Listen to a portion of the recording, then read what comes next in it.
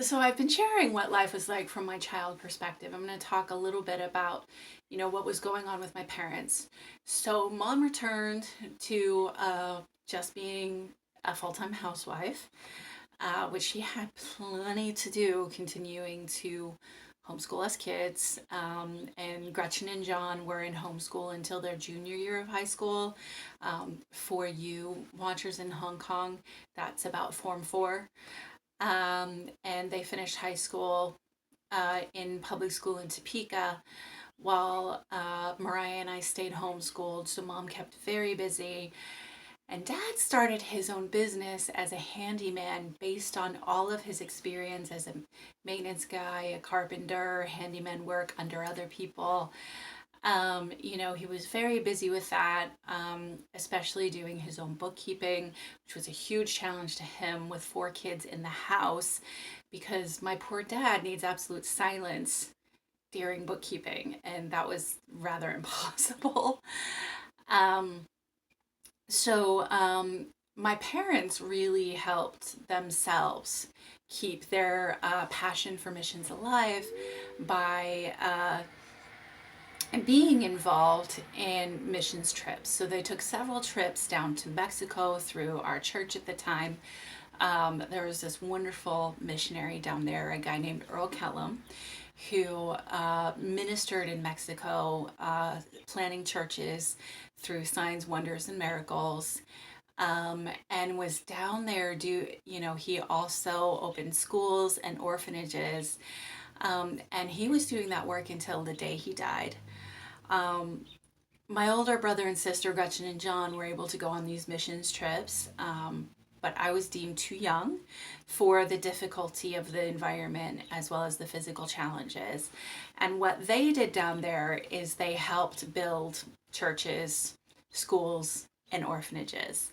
Um, while there was a lot of time also just being inspired by Earl Kellum, the missionary down there. So Uncle Earl, I maybe only got to meet him once or twice, but and I remember a really warm, friendly, elderly fellow with a good sense of humor. The other thing I remember about him is Mexicali peppers, which I had bronchitis and he recommended it to clear me out.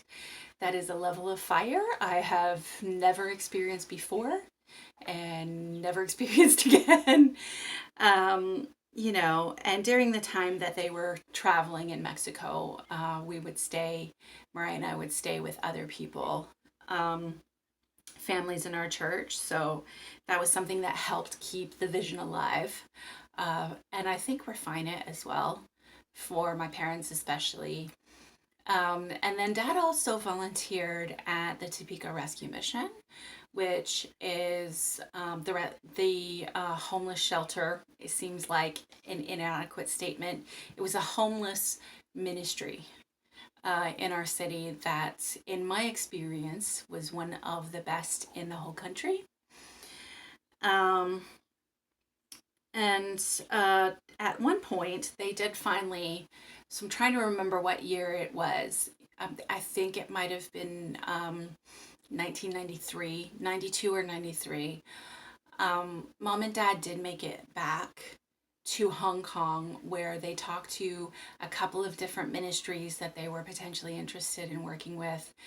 And at that point, we um, selected the next ministry we were going to work with, and they also agreed that they would be willing to help us get to Hong Kong to work with them in terms of permission to stay in Hong Kong. But the finance piece was another matter.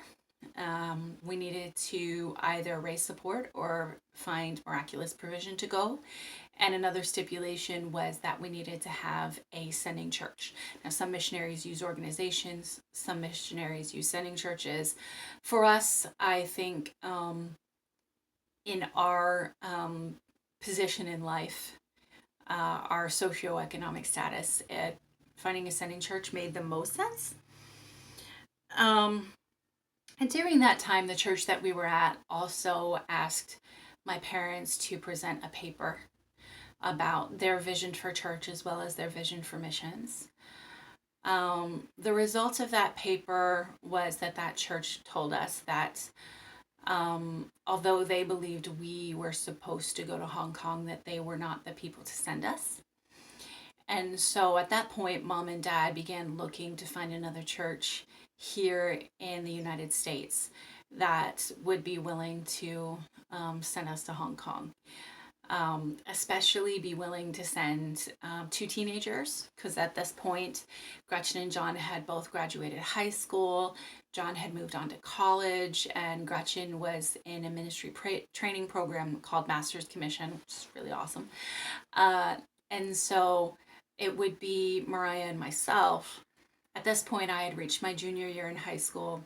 I was 15, and there was some concern about my making the adjustment to Hong Kong, which I did not understand at the time. I really wanted to go back to Hong Kong. I had, I guess, fully absorbed my parents' sense of mission, and I didn't know what they were worried about. I do now. Hindsight, it's pretty obvious. But that's getting ahead of myself. So, interestingly, my parents ended up in the church where I met my husband, but we would not get together until 3 years ago. So that's a story in and of itself that at some point he and I will both tell you. And in the meantime, God was at work making sure we got back to Hong Kong. So we had this house that my parents had purchased when I was 5 years old. And during our first year in Hong Kong, we rented out, and that helped provide for us. And we came back to live in that place. It was a 100-year-old house. It was a fixer-upper. Dad had spent, 5 years before we had moved to Hong Kong working on it, and then the 5 silent years. That was like a big project that we also did in the off time, was remodeling this old broken down house that looked like it hadn't been remodeled since the 70s. So the 90s, 20 years, okay? And so I have fond memories of breaking down sheetrock walls, breaking down plaster walls, and helping to sand newly laid sheetrock, refinishing wood floors. There was a lot of very practical things that all of us kids helped with in refurbishing that house.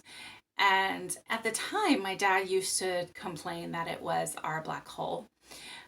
In the end, it turned out to be a bank account based on a political situation. So Topeka, Kansas is the heart of the Brown versus the Board education court case that ended segregation in schools in America. So where black and white kids couldn't go to school together. And there was a rehearing in the summer of '94 of this court case that basically said that the percentages in the schools wasn't quite right in terms of integrating, white kids and minority kids of various ethnicities. And so my house was by an old junior high school that belonged to the government, like that land belonged to the government. And basically half of my neighborhood, half of my city block needed to be torn down to build a new school to accommodate the coming together of races, which I think is very prophetic. And the school board came to us, asked to buy our house, sent an appraiser that gave us like a really exceptional deal. And that allowed us to go back to Hong Kong without going through a whole process of raising support. So our first 3 years were basically provided for. And we ended up being there, I ended up being there 28 years. The rest of my family, 26. So there will be a few more stories in there. For those of you in Topeka, if you're curious, that school is Meadows Elementary on Clay Street. That's where I used to live. All right, God bless you. This has gotten plenty long. Until my next video.